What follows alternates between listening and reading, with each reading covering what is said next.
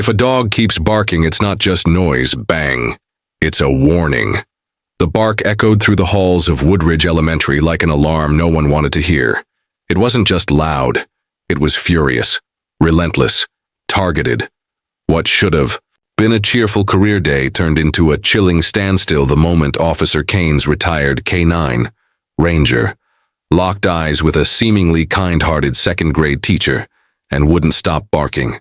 It wasn't barking for attention. It wasn't fear. It was something else entirely, and it wouldn't take long before everyone understood why. Woodridge was the kind of school that made parents feel safe. Small classrooms, bright murals, friendly staff. It was the type of place where kids brought cookies for birthdays and where PTA meetings ended with hugs. So when Officer Kane, a local hero and K-9 handler, volunteered to bring in his retired partner Ranger for a safety demonstration, the school rolled out the red carpet. Miss Clara Langston, the new second-grade teacher, was all smiles that morning. Her classroom was filled with cutout stars and posters that read, "Kindness is contagious." She wore a red cardigan, soft glasses, and a warm smile that could put any shy child at ease. No one questioned her presence, no one ever thought to, until Ranger walked in. He didn't sniff around like he usually did. No wagging tail, no easygoing charm. He entered that classroom and froze. Eyes narrowed, muscles tight, nose twitching in the air. Then came the bark. A single, sharp, aggressive bark that cut through the cheerful chatter like a razor. Everyone laughed at first. Maybe he saw a squirrel through the window. But then he moved. Ranger lunged 2 steps forward, ears pinned back, growling low and guttural. But he wasn't barking at a window. He was barking at Miss Langston. "Whoa, buddy." Officer Kane tugged gently at Ranger's leash, caught off guard. "Ranger down." But Ranger wouldn't stop. He lunged again, this time louder, teeth bared. The kids gasped. One little girl started to cry. Miss Langston raised both hands and backed up toward the whiteboard. "I don't know what's gotten into him." "Maybe he smells my lunch." "Ma'am, do you have meat or something in your pockets?" Kane asked politely, trying to de-escalate. "No, just a granola bar," she said, forcing a laugh, though her eyes flickered to her desk. Ranger kept barking. The noise wasn't just disruptive now. It was unnerving. The kind of barking that made your skin crawl, like your body understood. Something your brain didn't. "Maybe we should step out," Miss Langston offered quickly. "We don't want to scare the kids." Kane hesitated, tugging again on Ranger's leash. Ranger resisted, still focused, tail stiff, growling. In the back row, Lucy Parker, a quiet, brown-eyed girl with a purple hoodie and mismatched socks, sat frozen in her chair. She looked at Miss Langston, then at Ranger, her fingers gripping the straps of her backpack tighter. At lunch, the faculty lounge was buzzing. "Dogs don't just act like that," said Mrs. Huntley, the school nurse. "Especially ones like Ranger. He's trained." "He's also old," said Vice Principal Monroe with a shrug. "Maybe his senses are off. Could be PTSD." Officer Kane sat silently, sipping burnt coffee from a styrofoam cup. His eyes weren't on the teachers. They were on Ranger, who sat near the window, still alert, still watching, still agitated. He wasn't relaxing, and he hadn't barked at anyone else that day. That evening, Kane called his captain. Something wasn't sitting right. "Cap, you know Ranger. You know how disciplined he is. Today, something was wrong." "Who was the woman?" the captain asked. "New teacher, Clara Langston. Moved here from upstate last fall. Clean background check. Apparently." "Apparently." Kane paused. "Something about her doesn't sit right with Ranger, and I trust him more than I trust my own instincts." The line went quiet. Then the captain said, "Follow up, quietly, and keep Ranger with you." The next day at school, Miss Langston greeted everyone with extra cheer. She handed out smiley stickers and gave Lucy a pink eraser in the shape of a unicorn. Lucy smiled, faintly, but her eyes were tired. She hadn't slept well. She'd had nightmares about barking. After the morning bell, Officer Kane returned, this time under the guise of a follow-up K-9 demo. Ranger entered the room again, and again he snapped. "To alert. This time, though, he didn't bark at Miss Langston. He walked straight to Lucy, sniffed her backpack, froze. Then one short bark. The room went still. Lucy shrank back into her chair. Her lips quivered. Miss Langston stood slowly. "Officer, I assure you." But Kane had already moved. "Lucy, sweetheart, can I take a quick look inside your backpack?" Miss Langston took a step forward. "Officer, I don't think that's necessary. She's just a child. Surely we don't want to frighten her." Kane turned sharply. "Ma'am, please stay back." He crouched by Lucy, gave her the softest smile he could manage. "You're not in trouble, I promise. I just need to make sure you're safe." Lucy nodded slowly and handed the backpack over. Kane opened it. At first, all he saw was a pencil case, a Hello Kitty folder, a worn notebook. Then something small, cold, slid into his hand. His eyes narrowed. It was a syringe, cap used, no medical note, hidden deep beneath the lining.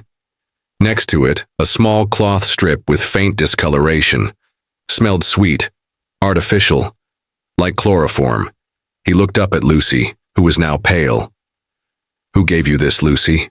she whispered. "She told me to carry it. She said if I didn't, something bad would happen to my mom." Gasps broke across the room. Miss Langston backed toward the door, face drained of color. But Ranger was already between her and the exit. Teeth bared, growling low, she froze, so did the class.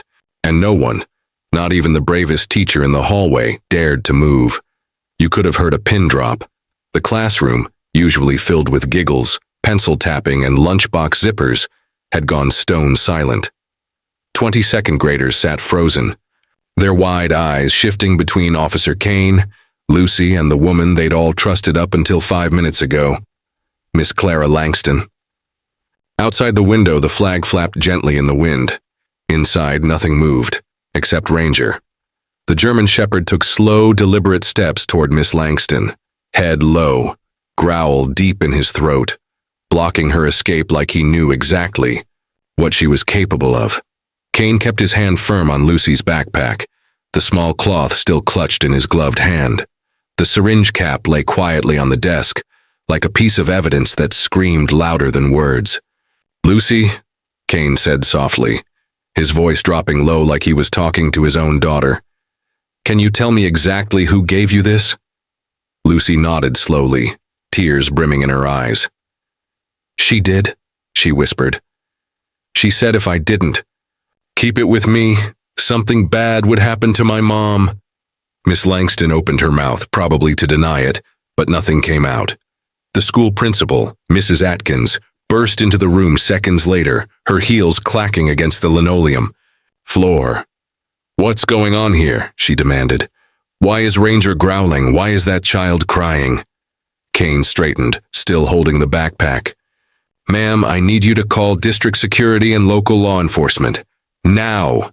Mrs. Atkins blinked, stunned. "Why?" "Because I just found paraphernalia used in abductions inside a second grader's backpack. And that child says her teacher gave it to her." The color drained from Mrs. Atkins' face. "Go," Kane said firmly. "Take Lucy with you, and no one lets Miss Langston leave this building." Miss Langston's smile had disappeared. Her shoulders slouched, as if the mask she'd worn for months had finally grown too heavy to hold up. She slowly raised her hands, still trying to appear calm. "This is a huge misunderstanding," she said gently. "I would never—" "Don't." Kane cut her off. "Just don't." He motioned to Ranger with a short whistle. The K-9 stepped even closer, growling louder. Miss Langston stiffened but didn't move. 2 assistant teachers had gathered at the doorway, unsure whether to step in. One of them grabbed a walkie and radioed for the school's on-site deputy. Everything from that moment moved fast. Deputy Barnes arrived and cuffed Miss Langston, quietly, without reading her rights in front of the kids. Kane had requested it. The last thing these children needed was to watch their beloved teacher get hauled out like a criminal, even if that's what she was. Later that afternoon, Kane sat in the school's admin conference room, a yellow legal pad in front of him, Ranger lying at his feet, calm now but watchful. Lucy sat beside her mom, who had arrived breathless after being pulled from her job at a local pharmacy. The woman's eyes were red, her hands shaking as she held Lucy's. "I don't understand," she said. Why would she give my daughter that stuff?" "We don't know everything yet," Kane replied. "But based on the cloth and syringe remnants, we're assuming it was an attempted conditioning tactic. Psychological manipulation. She might have been grooming Lucy for something bigger." "Grooming." Her voice cracked. "She used fear." Kane said, "Told Lucy something bad would happen to you if she didn't carry the items. It's a common tactic in trafficking operations. Break the child's spirit early." Lucy's mom clapped a hand over her mouth. Kane gently slid a tissue box across the table, heart heavy. He'd worked dozens of missing child cases. This one had just been averted, by inches and by Ranger. Later that night, Kane pulled into his driveway just as the streetlights came on. The porch light glowed warmly, casting shadows over Ranger's worn vest, still sitting on the passenger seat beside him. He turned off the engine and exhaled. "You still got it?" he whispered, reaching over to give the K9 a slow scratch behind the ear. Ranger looked at him. No bark, no wag, just understanding. Inside the house, Kane poured kibble into Ranger's bowl and made himself a sandwich he'd probably forget to eat. His mind was still in that classroom, still with Lucy. She had looked at him like he was the only safe person in the world. That kind of trust, it's heavy. He pulled out his laptop and logged into the Federal Missing Persons database. There it was. Clara Langston wasn't her real name. Fingerprint match. Natalie Graves. Suspected of child trafficking with ties in Nevada, Oregon, and New Mexico. Warrants had been issued, but she'd vanished before an arrest. Until now. The next morning, Kane returned to the school. Not in uniform, not with Ranger. Just a quiet visit. Lucy was sitting on the front steps of the office building, waiting for her mom to finish paperwork. She saw him and lit up, her face cautious but hopeful. "Is she gone?" Lucy asked.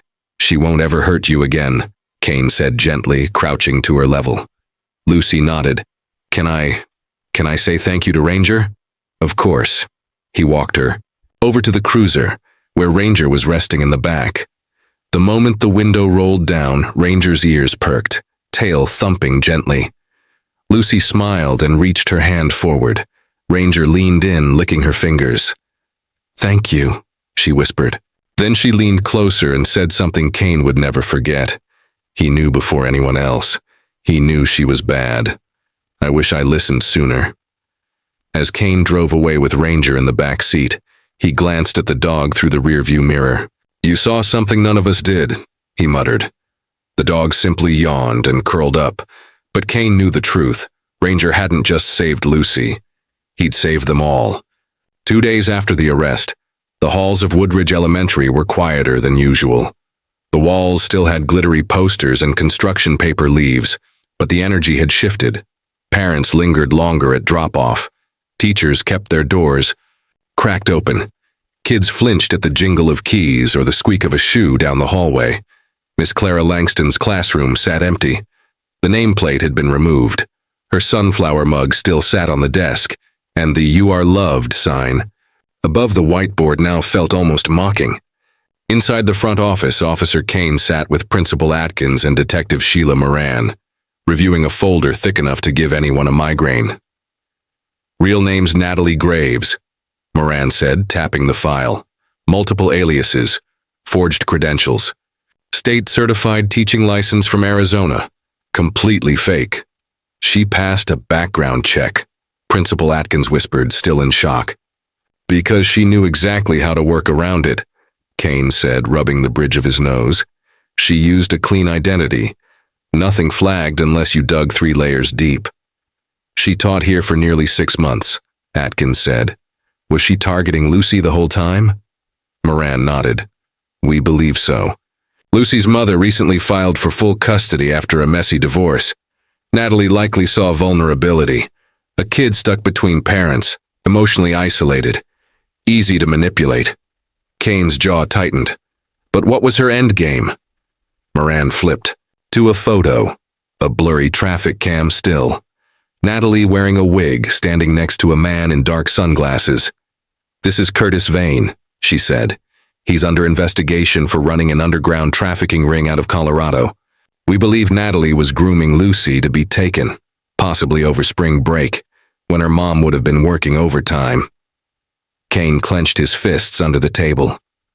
"So Ranger didn't just stop a teacher," he said. "He stopped a shipment." Moran nodded. "That dog saved her life." That afternoon, Kane walked Ranger around the school for a final check. The staff had asked him to bring the dog back, not for show, but as a symbol of safety. The kids needed to see their hero again. Outside the cafeteria, little groups of students whispered and pointed. One bold boy waved. "Ranger," he yelled. "Is it true he sniffed out a criminal?" Kane smiled faintly. "He sure did." "Is he like a superhero?" a girl asked, clutching her backpack tighter. Kane knelt beside them. "He's just a dog with good instincts. The best partner I've ever had."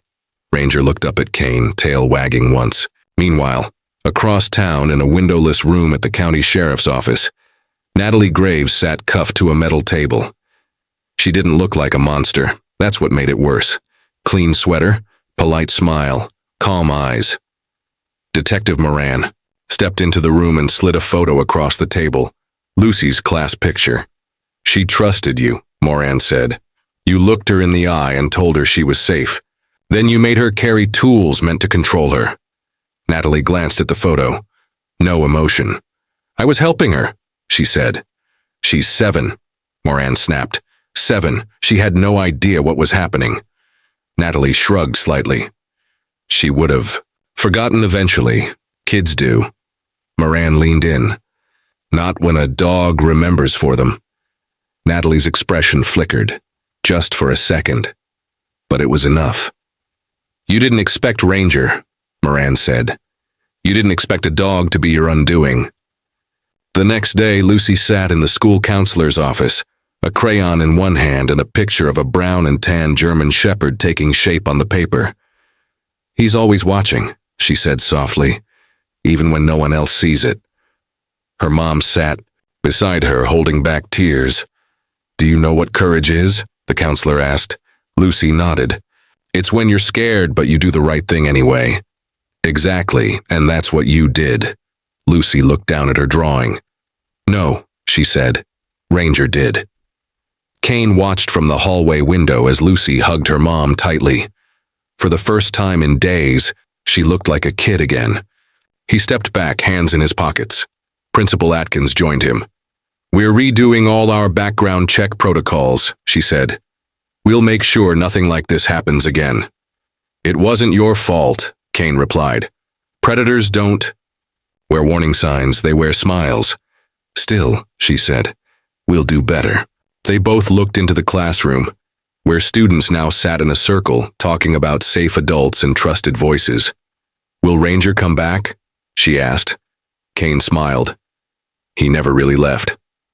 That night, Kane stood on his porch watching the stars. "Come out." Ranger lay at his feet, chewing lazily on an old tennis ball. "You did good," Kane murmured. "You always do." He picked up the ball and tossed it gently across the yard. Ranger chased it, quick and graceful despite his age. For a moment, the world was still again. Then Kane's phone buzzed. It was Detective Moran. "They flipped her," she said. "Natalie gave us a name. 2 more schools, 2 more aliases. We're getting ahead of it now." Kane closed his eyes. The system wasn't perfect, but sometimes a dog's instinct was all it took to start saving lives. The sun hadn't even risen when Officer Kane slid into the cold metal chair inside the sheriff's war room. His black coffee tasted like motor oil. Ranger, half asleep at his feet, didn't bother lifting his head. They'd both slept badly, the kind of sleep where your mind stays half awake, waiting for something, anything, to go wrong. Detective Moran stood at the whiteboard, a dry erase marker in hand, tension in her posture. 2 names, she said. Tapping the board, "That's what Natalie gave us." She swore it's all she knew. Said her contact used burner phones, no paper trails, no last names. She underlined each alias in red. Carolyn Dweet, Willow Creek, Illinois. Ms. Dana. No known location. Kane studied the names. Ms. Dana. That's... Only she said the woman was older, ran most of the operations, but never used her real name. No photos, no address, just a voice on the other end of the line. Southern accent. Honey sweet but sharp as glass, she said. Kane rubbed the back of his neck. What about Carolyn? Currently working as a substitute teacher at Willow Creek Elementary. She's been in that district for 3 months under a falsified background check. Moran's voice turned hard. We've got a window, and we're taking it. By 9 a.m. Kane was behind the wheel again. Ranger riding shotgun like always. Willow Creek was 2 towns over. Suburban quiet. Soccer fields, sandwich shops, and PTA moms who smiled too wide. It reminded Kane of too many places he'd seen go sideways. The illusion of safety made it easier for predators to hide. As they pulled up to the school, Kane noticed parents still walking their kids in. No clue of the danger possibly brewing just a few feet away. Inside, the front office buzzed with the usual morning chaos. The receptionist barely looked up as she buzzed them in. We're not expecting any police visits today, she said. We're not here to chat, Kane replied, flashing his badge. I need to speak to Miss Ditt now. The receptionist blinked. She's subbing in 3rd grade, room 104. Kane turned to Ranger. You ready, boy? Ranger stood up. Tail stiff, eyes sharp. They moved. Room 104 was a cheerful space, alphabet rugs, fish tanks, posters that read, mistakes are proof you're trying. But the moment Kane opened the door, the air shifted. A woman stood at the board, writing math problems in neat, even lines. Blonde hair, mid-40s, glasses. Ordinary, too ordinary. The kids turned in their chairs to look at the uniformed man and the K9 in the doorway. Miss Ditt turned, a smile halfway across her face. Can I help you? She started to ask. She didn't finish. Ranger stepped forward. One sniff, one look. His entire body tensed like a coiled spring. Then a low growl. Kane moved in. I need you to step outside, he said, voice flat. Right now. Excuse me, she replied, her tone hardening. Is this about a parking violation or... I said step outside. She started to argue, but then Ranger growled again, louder. The children shifted in their seats, uncomfortable. Ms. Dwight swallowed and placed her marker down. Fine. In the hallway, Kane turned to the 2 officers, who had just arrived. He nodded. They cuffed her without ceremony. You have no idea what you're interrupting, she hissed. No, Kane said, you have no idea what he smells. Back at the station, the interrogation didn't take long. Under pressure, and when shown Natalie Graves' signed testimony, Carolyn Ditt cracked. She was supposed to deliver the next girl over Easter break. Moran said she had the child picked already. A girl named Emma Alvarez, 3rd grade, top student. Divorced mom, no father in the picture. Sound familiar? Kane closed his eyes briefly. Yeah, sounds like Lucy all over again. We stopped her just in time. But what about Ms. Dana? Moran exhaled. Still nothing, but I've got feds working on it now. The moment we get a whisper, you and Ranger are our first call. That night, Kane parked the cruiser outside a gas station and let Ranger stretch his legs. The town was quiet. A spring breeze stirred the leaves. Somewhere, a train rumbled in the distance. Kane leaned on the hood of the car and looked up at the sky. You think we'll find her? He asked Ranger. The dog tilted his head. Ms. Dana, the ghost behind it all. Ranger didn't answer, of course, but he stood tall, alert, like he was ready to keep going no matter how long it took. Back at home, Kane fed Ranger and flipped on the news. A segment ran about the growing ring of fake educators being investigated. Lucy's story was mentioned briefly, her name changed for privacy, but Kane knew it was her. He reached into the drawer and pulled out a photo, one from Ranger's early days, sitting proud in his vest, mouth open in a panting grin. You've stopped more than bullets, Kane said quietly. You've stopped monsters. His phone buzzed. It was Moran. They had just intercepted a call.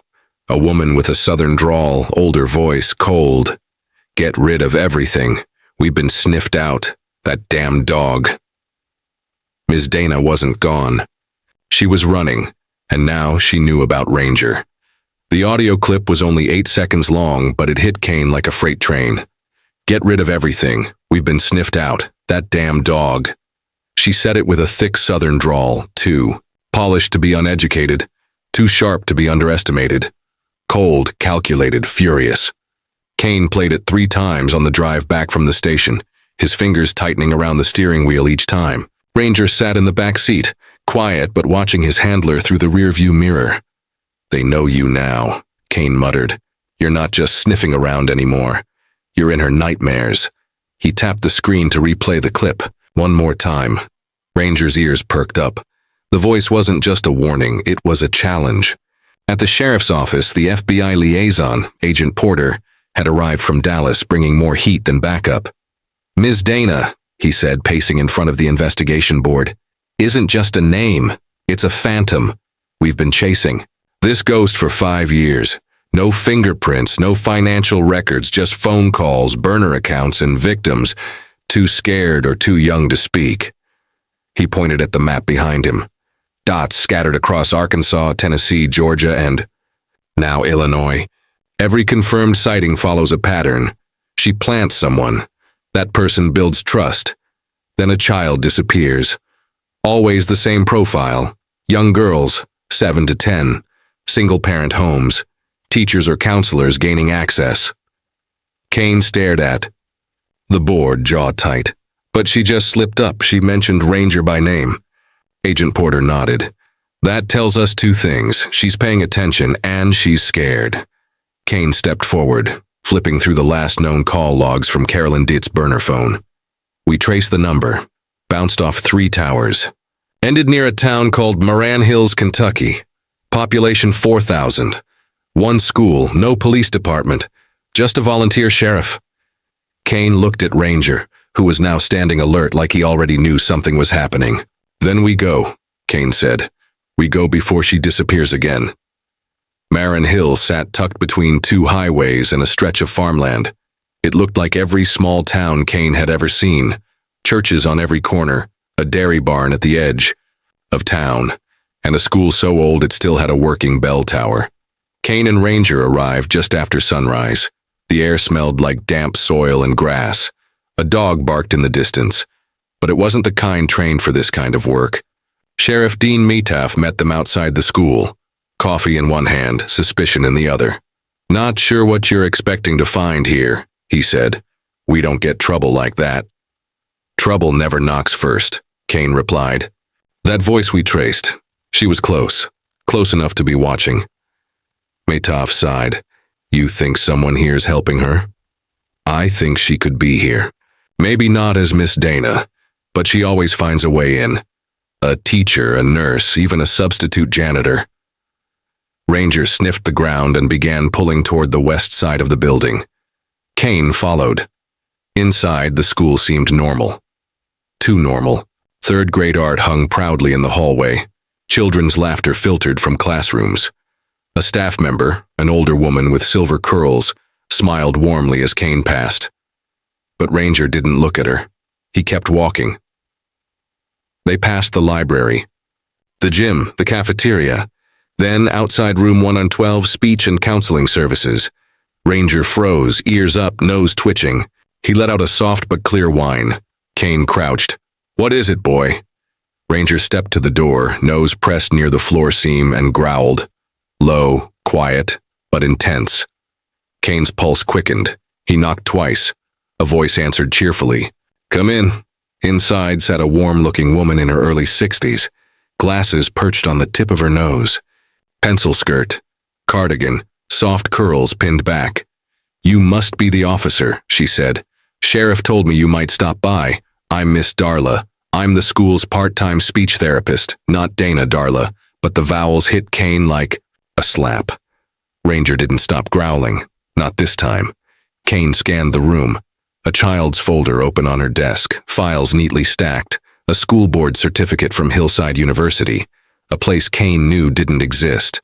You've only been here a few months, Kane asked, stepping closer. Just since February, she replied. Small towns don't always get full-time specialists. Kane's eyes narrowed. Mind if I ask where you worked before that? She smiled. I've moved around a lot. Military husband, always packing up. And where is your husband now? The smile faded just for a second. Deployed, she said softly. Somewhere overseas. Kane looked at the books on her shelf. Titles about childhood, development, attachment, trauma, speech recovery. But one book stood out. It wasn't about education at all. It was a memoir, Broken Trust Inside the Mind of a Predator.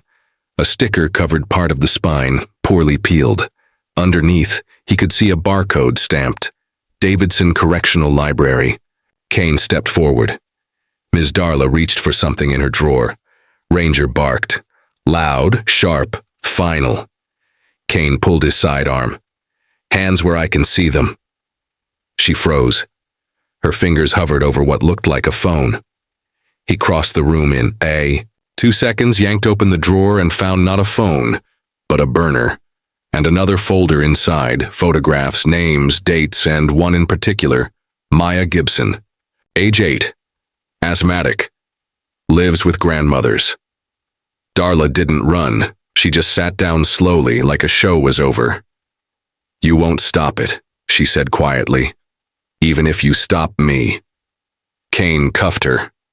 You said that dog would be your undoing, he whispered. Turns out you were right. Ranger stood by the girl's photo, still growling. Later that evening, Kane stood in the school parking lot. Maya's grandmother had come to pick her up early. The two walked hand in hand, the girl clutching Ranger's neck in a goodbye hug that made Kane's throat tight. She never even talked about that woman, the grandmother said. Just said she always smelled like perfume and made her feel small. She won't come near her again, Kane promised. Back in the cruiser, Kane looked over at Ranger. Every time we think it's done, he said, you show me it's not.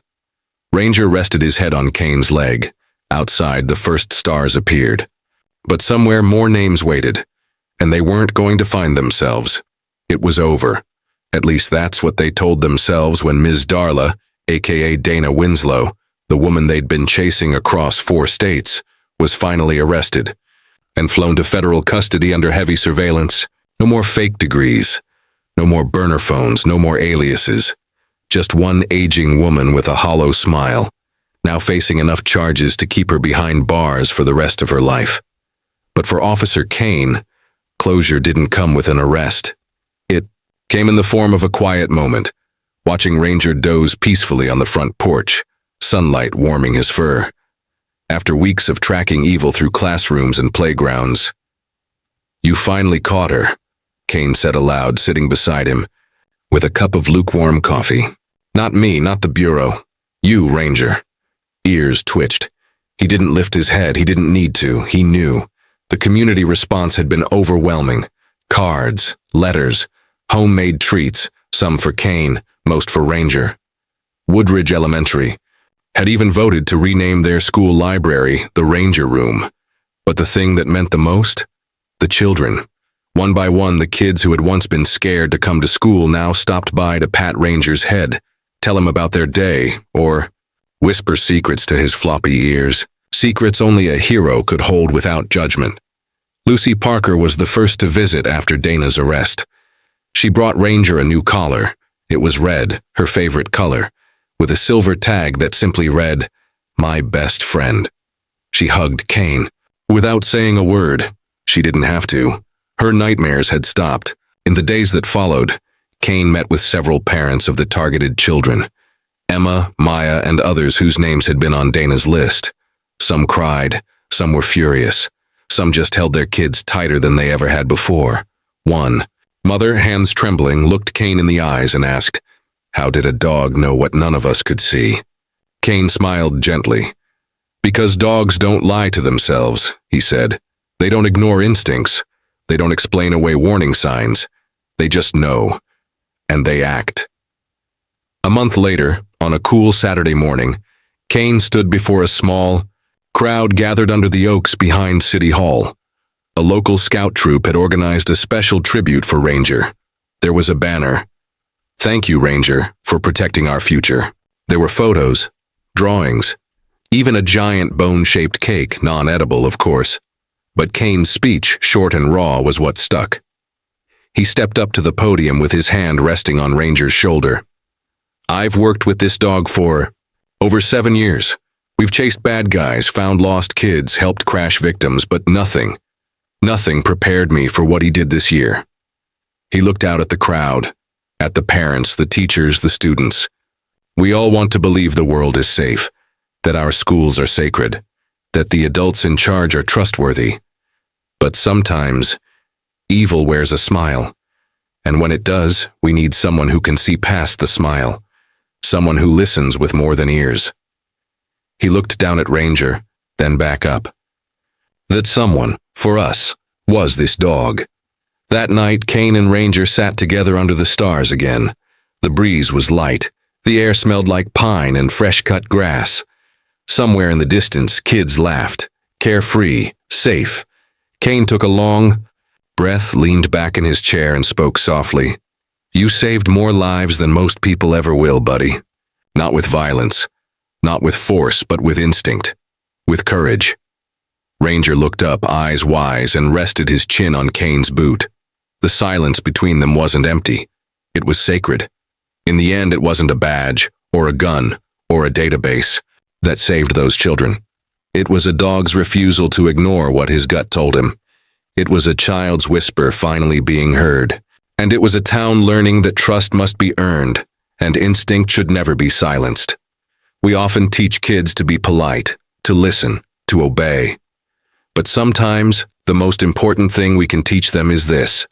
When something feels wrong, probably is, speak up, ask questions, and never be afraid to bark, because the truth has a sound, and sometimes that sound is a growl in a quiet classroom.